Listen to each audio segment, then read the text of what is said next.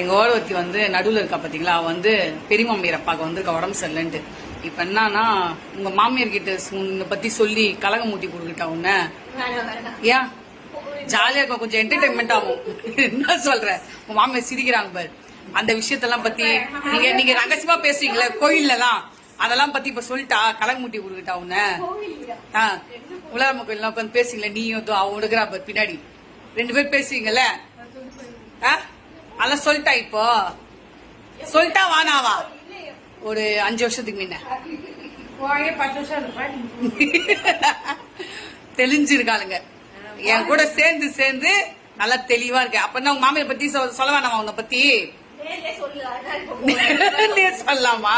சரி, உங்க பெரிய மாமியாரு உங்க நாத்தனார கேட்டுன்னு இருக்காங்க, என் பொண்ணு பாக்கணும் அதை பத்தி எதனா சொல்லு. அவங்க பொண்ணு வந்து கூட இருக்கணும்னு ஆசைப்படுறாங்க. அப்படியா? சொல்லு. அண்ணி வந்தா நல்லா இருக்கும். போன் பண்ணி வர வச்சிடலாமா? லெட்டர் போட்டிருக்கேன், 2 பேரும் உடனே இருக்காங்க. எங்க சின்ன மாமியார் வந்து எப்பனாலும் வருவாங்க. ஆனா ஓரத்தி எப்ப உடம்பு சரியில்லையோ இப்ப அடிக்கடிக்கு வராங்க ஓரத்திய பாக்க. ஓரத்தி பாக்க வரீங்களா? சரி, இங்கே இருந்துட்டு ஒரு நாளா இருந்துட்டு பாத்துட்டு போங்க.